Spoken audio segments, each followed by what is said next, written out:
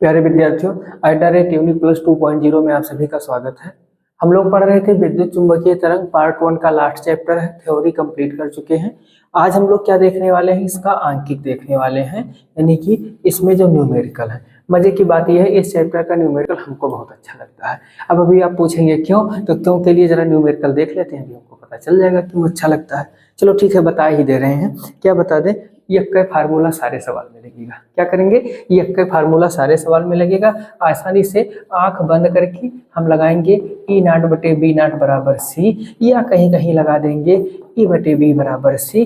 अच्छा, कहीं एक आध में थोड़ा इधर उधर हो जाएगा, 19-20 हो जाएगा, तो उसके लिए कोई चर्चा परिचर्चा हम लोग नहीं करेंगे, इस फार्मूले को याद रखेंगे। शुरुआत करते हैं पहले सवाल की। पहला सवाल तो ऐसे कॉमन दिया हुआ, मुक्त आकाश में 3.0 × 10⁻19 हर्ट्ज आवृत्ति की विद्युत चुंबकीय तरंग की तरंगदैर्घ्य ज्ञात कीजिए। ये तो कक्षा 11 का सवाल है। किसका सवाल है? कक्षा 11 का सवाल है। पहला सवाल हमसे क्या कह रहा है, न्यू बराबर दिया हुआ है 3.0 × 10⁻19 Hz, हमको निकालना है लैम्डा। अभी जब इस चैप्टर की थ्योरी हम लोग पढ़ रहे थे तो हमने क्या बताया, सी बराबर होता है न्यू लैम्डा। अच्छा, सी बराबर न्यू लैम्डा, तो यहाँ से लैम्डा इज इक्वल टू क्या हो जाएगा, सी अपान में न्यू। देखो भाई, आज शर्त है ये कि गुणा भाग हम एक को नहीं करेंगे। क्या करेंगे? गुणा भाग हम एक को नहीं करेंगे। रोज रोज करते हैं, गए हैं थक, आज सब आपको करना है।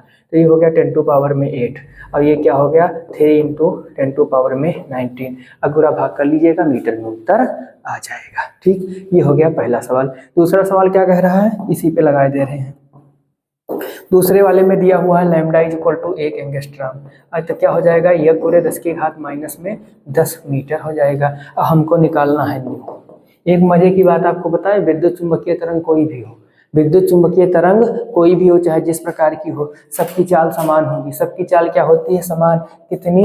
3 × 10⁸ मीटर प्रति सेकेंड। हर एक विद्युत चुंबकीय तरंग की चाल यही होगी, चाहे वो दृश्य हो, अवरक्त हो, परावैंगनी हो, गामा हो, रेडियो हो, माइक्रोवेव हो, और क्या होगी, एक्सरे हो। ठीक, जो भी होगा सबका नाम ऐसे आप लोग याद रखेंगे। चलिए, तो यहाँ पे हमको न्यू निकालना है। अब भैया न्यू निकालेंगे तो न्यू बराबर क्या हो जाएगा, न्यू बराबर हो जाएगा क्या, ऐसे सी अपान में लैम्डा हो जाएगा।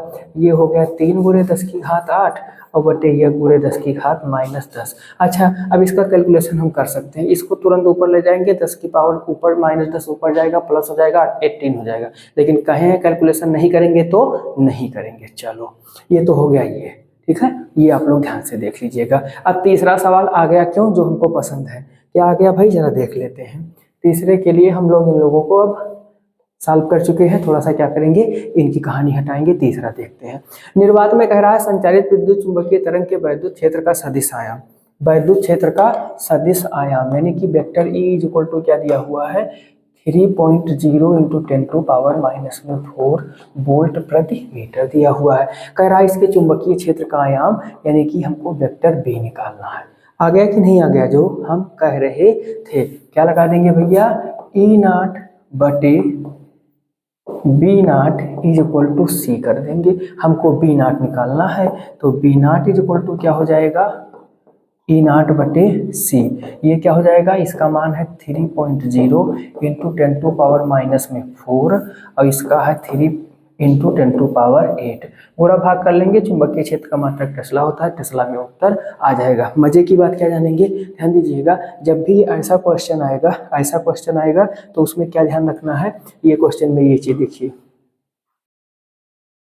और ये जो हमको आंसर मिलेगा, यहाँ से 3 से 3 कट जाएगा, ऊपर जाएगा 10⁻⁻8 हो जाएगा, -12 हो जाएगा। तो एक्चुअल में होगा क्या कि वैद्युत क्षेत्र का आयाम में जो 10 की पावर होगी वो छोटी होगी, और चुंबकीय क्षेत्र के आयाम में जो 10 की पावर होगी वो हमको बड़ी मिलेगी। चलते हैं नेक्स्ट सवाल की ओर। आप कुछ लोगों को लग रहा होगा, सर जी जल्दी जल्दी काहे चल रहे हैं, तो जल्दी जल्दी सिर्फ इसलिए चल रहे हैं क्योंकि हमने आपको बताया था कि एक का फार्मूला लगेगा। अब शुरुआत में 2 सवाल ऐसा आ गया, दूसरा फार्मूला लग गया, तो आप लोग ये सोचने पे कहीं ऐसा ना हो जाए कि हाँ सर जी दूसरा फार्मूला लगेगा, अब आप एक का कह रहे थे। चलिए, 4, 5, 6, ईश्वर की कृपा से सब में एक का फार्मूला लगेगा। कैसे, चलते हैं। सबसे पहले 4 शुरू करते हैं। ठीक है, 4 में क्या कह रहा है कि एक विद्युत चुंबकीय तरंग के चुंबकीय क्षेत्र का आयाम 2 माइक्रो टेस्ला है। बी बराबर दिया हुआ है 2 माइक्रो टेस्ला, यानी 2 गुणे 10 की घात -6 टेस्ला। ये है बी नाट। और हमको क्या निकालना है? ई नाट, तरंग के वैद्युत क्षेत्र का आयाम, यानी कि हमको ई नाट निकालना है। कैसे निकालेंगे? तो कैसे निकालने के लिए वही वाला फार्मूला, क्या, ई नाट बटे B naught is equal to C कर देंगे। तो यहाँ से हमको ई नाट निकालना था, ई नाट इज इक्वल टू हो जाएगा बी नाट इंटू में सी। इसकी वैल्यू है 2 गुणे 10 की घात -6 और इसकी वैल्यू है 3 इंटू 10⁸। कैलकुलेशन इजी है इसीलिए छोड़ दे रहे हैं, कर लीजिएगा 600 आ जाएगा, आसानी से कैलकुलेशन आप लोग कर सकते हैं। कौन सा फार्मूला लगा? ये मजे की बात है, क्या, ई नाट बटे B naught is equal to C. Next आगे बढ़ेंगे, इस स्लाइड पे एक और क्वेश्चन देखने का प्रयास करेंगे। कौन सा क्वेश्चन? Question number 5। निर्वात में एक वैद्युत चुंबकीय तरंग के चुंबकीय क्षेत्र का आयाम। बिल्कुल ऐसे ही क्वेश्चन नंबर 5 दिया हुआ है, जिसमें हमको vector B naught is equal to दिया हुआ है 510 नैनो टेस्ला। तो ये हो जाएगा 5 इंटू 10 इंटू 10⁻⁻9 टेस्ला। अब हमको ई नाट निकालना है। क्या निकालना है? ई नाट। फार्मूला यही वाला लगाएंगे। तो यहाँ से हमको ई नाट इज इक्वल टू क्या मिल जाएगा? बी नाट गुणे में सी। ये क्या हो गया? 510 गुणे 10 की घात -9। अब ये क्या हो गया? 3 इंटू 10⁸। पूरा भाग कर लेंगे, यहाँ पे -1 बचेगा, इस वाले 0 से ये -1 भी हट जाएगा। 51 गुणे 3 होगा, 51 को 3 से गुणा करोगे 153 आ जाएगा। कितना आ जाएगा? 153 आ जाएगा। सेम बिल्कुल जैसे वो वाला सवाल था वैसे ही ये वाला सवाल था। अब इससे आसान कोई एक्सरसाइज हो सकती है? नहीं हो सकती है। अब आप देख रहे हैं 2016 के बोर्ड में, 2024 के बोर्ड में आया हुआ है। ये भी किसी बोर्ड में आया हुआ, बट इसकी स्लाइड बनाते हुए वो कट गया है। ठीक है, जितने भी क्वेश्चन है किसी न किसी बोर्ड में आए हुए हैं। अगला क्वेश्चन नंबर 6 सॉल्व करते हैं। 6 कैसे सॉल्व करेंगे? कह रहा है एक्स दिशा में गतिमान एक चुंबकीय तरंग आकाश के किसी बिंदु पर vector B is equal to 1.0 into 10⁻⁸ J है। ध्यान दीजिएगा, थोड़ा इसमें ट्रिक है, बट अभी आपको हम बता दे रहे हैं तो आप जान जाएंगे। Question number 6, B is equal to क्या दिया हुआ है? Vector B is equal to 1 into 10⁻⁸ J tesla. अब हमको निकालना है इस बिंदु पर ई का मान। इस बिंदु पर क्या निकालना है? ई का मान निकालना है। अब ये जो पीछे जे लगा हुआ है, क्या, ये जो लगा हुआ है, यही थोड़ा कहानी खराब कर रहा है। अगर ये ना लगा होता तो हम लोग क्या करते कि सिंस वेक्टर ई बटे vector B is equal to C, तो यहाँ से वेक्टर ई निकालना था, क्या हो जाता? सी इंटू वेक्टर बी हो जाता। अब सी का मान कितना रखते? 3 इंटू 10⁸ रखते, और बी का मान कितना रखते भाई? 1 इंटू 10⁻⁸ रखते। ठीक है, सबको गुणा भाग करेंगे, प्लस है माइनस है, चलो यहाँ कर ही देते हैं। ठीक है, जब गुणा भाग करेंगे तो क्या हो जाएगा? प्लस माइनस हट जाएगा, बचेगा 3.0। क्या बचेगा? 3.0 बचेगा। अच्छा चलो, अब यहाँ आई जे और क्या लिखें? तो ध्यान दीजिए, जब हम लोग विद्युत चुंबकीय तरंग की थ्योरी पढ़ रहे थे, क्या पढ़ रहे थे? जब हम लोग ईएम वेव्स की थ्योरी पढ़ रहे थे, तो इस थ्योरी में हम लोगों ने पढ़ा था, क्या पढ़ा था कि आई दिशा में तो भैया इसकी चाल होती है सी, आई दिशा में इसकी चाल होती है सी, और इन दोनों दिशाओं में एक डायरेक्शन होती है किसकी? मैग्नेटिक तरंग की, और एक होती है इलेक्ट्रिक तरंग की। ठीक है, यानी एक में ई की दिशा होगी, एक में बी की दिशा होगी। हमारा सवाल जो कह रहा है कि जो क्वेश्चन हमारा कह रहा था, सॉरी ये वाला इधर था, ये जो चुंबकीय क्षेत्र की दिशा है वो जे है, वो क्या है? जे है। अगर ये बी की दिशा हो गई जे, आई जे, और ये होता क्या है? के होता है। ठीक है, तो ये के की दिशा क्या हो जाएगी? इलेक्ट्रिक की दिशा हो जाएगी। तो यहीं से हम लोग दिशा निकाल लेंगे, यहीं से हम लोग क्या निकाल लेंगे? दिशा निकाल लेंगे। क्या आ जाएगा? ये के आ जाएगा, इसका मात्रक वोल्ट प्रति मीटर हो जाएगा। अगर बाय द वे आप नहीं जान पाते हैं तो इतना ध्यान रखिएगा, सी का जब हम लोग वेक्टर रूप लिखेंगे तो ये 3 इंटू 10⁸ आई मीटर प्रति सेकेंड होगा। मीटर प्रति क्या होगा? सेकेंड होगा। और आई क्रॉस जे करेंगे तो हमको के ऑब्वियसली ही मिल जाएगा। ठीक है, अगर इस तरीके से हम रख करके इसको सॉल्व करते तो ये क्या हो जाता है? 3 इंटू 10⁸ आई इंटू 1 इंटू 10⁻⁻8 जे। अब ये न्यूमेरिक सॉल्व हो जाएगा, क्या हो जाएगा? 3 हो जाएगा, और ये क्या बचाएगा? आई क्रॉस जे। आई क्रॉस जे की वैल्यू क्या होती है? के होती है। आई क्रॉस जे की वैल्यू क्या होती है भाई? के होती है। तो यहाँ पे क्या हो जाएगा? 3 के वोल्ट प्रति मीटर। ठीक, ये हो गया क्वेश्चन नंबर 6। नेक्स्ट क्वेश्चन,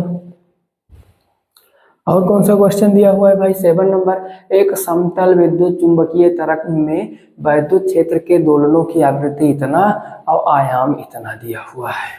ठीक है, वैद्युत क्षेत्र के दोलनों की आवृत्ति यानी न्यू बराबर कितना दिया हुआ है 2 × 10⁻10 हर्ट्ज दिया हुआ है और इसके साथ में E0 बराबर दिया हुआ है 30 वोल्ट प्रति मीटर। तरंग में चुंबकीय क्षेत्र का आयाम, अब ई वाली क्वांटिटी कौन वाली या ई वाली, हमें तुम्हें कंफ्यूज करे खत्म हाँ, जब निकालना है B0 और E0 से हमारा काम हो जाएगा तो हमें उसकी क्या ज़रूरत है, कोई ज़रूरत नहीं है। B0 हमको निकालना है, कैसे निकालेंगे, फार्मूला वही वाला चिर प्रतिश अंदाज में C करेंगे तो यहाँ से B0 = क्या हो जाएगा E0/C। E0 की वैल्यू क्या दी हुई है, ये दिया हुआ है 30 और ये क्या हो जाएगा 3 × 10⁸। पूरा भाग करेंगे, सॉल्व करेंगे, 3 से 3 कट जाएगा, यहाँ बचेगा 10, 10⁸ ऊपर जाएगा माइनस में हो जाएगा तो 10⁻⁻7 टेस्ला आपका आंसर आ जाएगा। आते हैं क्वेश्चन नंबर 8 पे। किस पे आते हैं, क्वेश्चन नंबर 8 पे। 8 क्या कह रहा है, प्रगामी विद्युत चुंबकीय तरंग में चुंबकीय क्षेत्र का शिखर मान, चाहे भाई शिखर मान कहें, चाहे आयाम कहें, चाहे मुक्त आकाश में मान कहें, बात क्या होती है नाट वाली ही होती है। तो नाट में B0 दिया हुआ है 2.0 × 10⁻⁸ टेस्ला।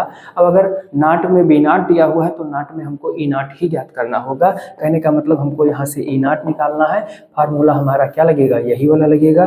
तो यहाँ से E0 = क्या हो जाएगा B0C हो जाएगा। B0 की वैल्यू 2.0 × 10⁻⁸ अब इसकी वैल्यू 3 × 10⁸ माइनस प्लस कट जाएगा, 3 दूनी 6 वोल्ट प्रति मीटर उत्तर आ जाएगा। लेकिन हमने कहा है गुणा भाग नहीं करेंगे तो गुणा भाग इसका आप लोगों को कर लेना है। क्या करना है, कर लेना है। बहुत आसान आसान क्वेश्चन थे।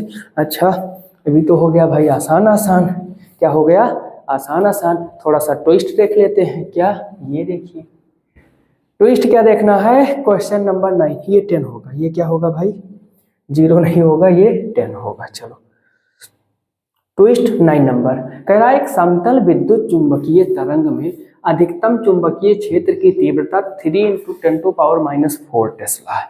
3 × 10⁻⁴ टेस्ला है। जो दिया होगा सबसे पहले लिख लेंगे। क्वेश्चन नंबर 9 में हम लोगों को दिया हुआ है B0 बराबर 3 × 10⁻⁴ टेस्ला।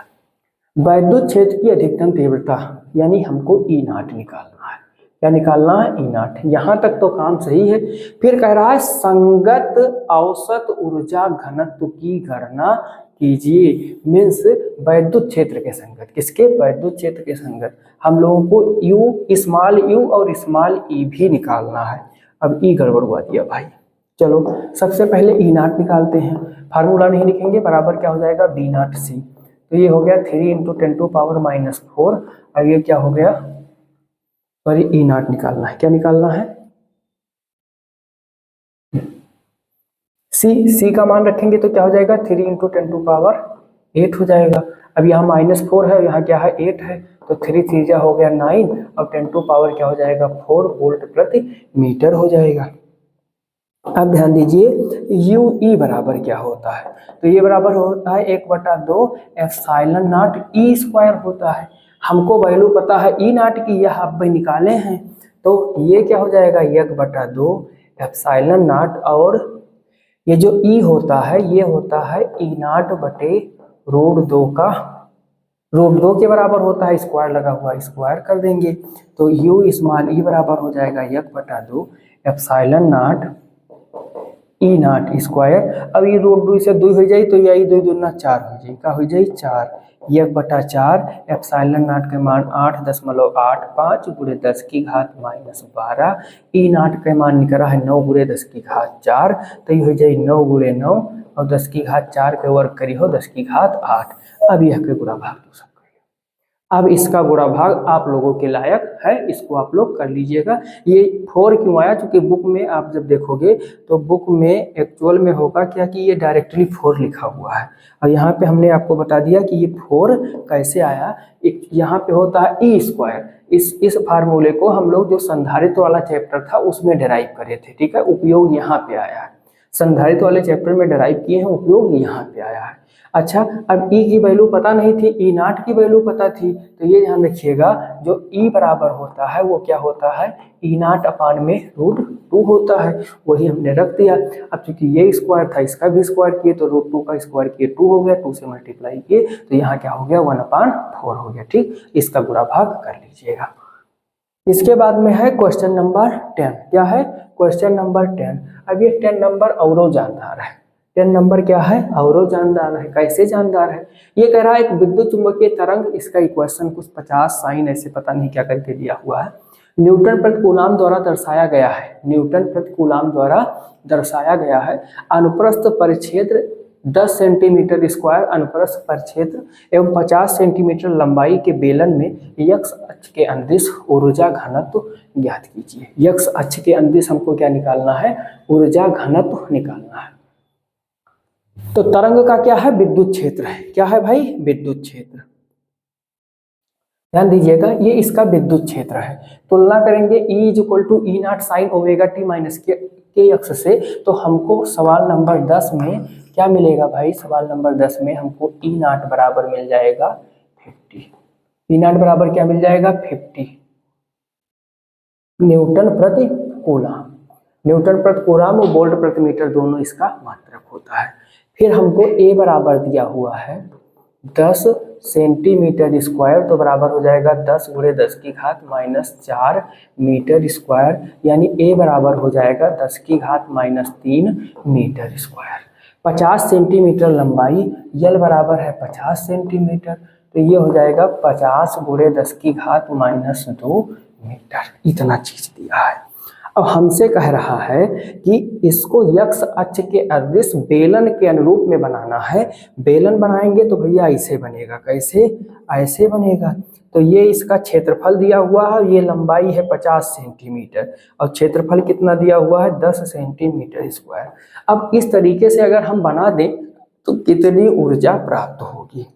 अब कुछ लोगों का सांस फूलने लगेगा कि अरे सर जी, पूरे चैप्टर में ऊर्जा का कहीं नमो ही नहीं आया।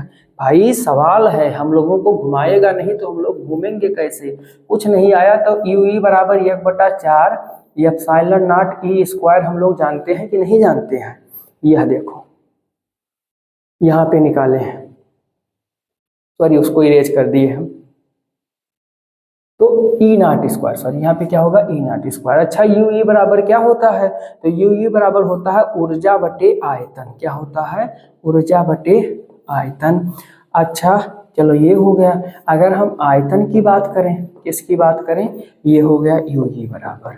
अगर हम आयतन की बात करें तो आयतन बराबर क्या होता है, क्षेत्रफल गुणे लंबाई हो जाएगा, तो ये हो जाएगा AL।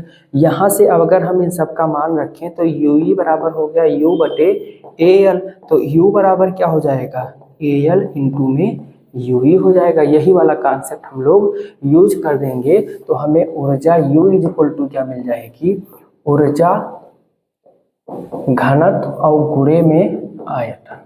अब ऊर्जा घनत्व क्या है भाई, ऊर्जा घनत्व हो जाएगा 1/4 epsilon not E not square और आयतन हो जाएगा AL।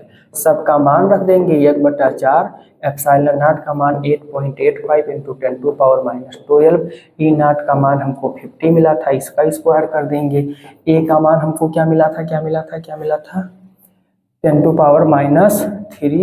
मिला था, यूनिट लिखने की कोई जरूरत ही नहीं। और ये मिला था 50, ये क्या मिला था 50 × 10⁻², 50 × 10⁻²। अब भैया सबको साथ कीजिए, ये हो गया 1/4, ये हो गया 8.85, ये 50 × 50, 50 × 50 और यह 50 यहाँ है, 10 की पावर यहाँ 12 है, यहाँ -3 है, 12 और यहाँ 3 जोड़ियो कितना होगा -15, -15 में 2 जोड़ियो कितना होगा -17। अरे 3 2 5 2 नहीं भाई, हाँ सही है, 3 2 5 और 12 17 होगा। अब यह कई गुणा कराइए तो देखो ये हो जाए 25 और यह हो जाए 25, ये कितना होगा 8.85, 25 25 हम 625 और होगा 50 गुणा 10 की घात -17। एक गुणा कैल हो तनिक भर छोटा मोटा गुणा है, गुणा कर लेना बस। आपका उत्तर जो यहाँ पे ये लिखा हुआ था क्या 5.5 × 10⁻12 जूल, यही आपका आंसर आ जाएगा। तो ये थोड़ा ट्विस्ट करने वाला सवाल था, हमसे ऊर्जा पूछ रहा था, हम लोग ऊर्जा घनत्व का कॉन्सेप्ट लेकर के ऊर्जा निकाल लिए। ठीक, तो इस चैप्टर में इतना ही सवाल था। अगर इतने सवालों का आप रिवीजन कर लेते हैं 10 क्वेश्चनों का, तो इस चैप्टर का कोई भी क्वेश्चन आएगा आप सॉल्व कर ले जाएंगे।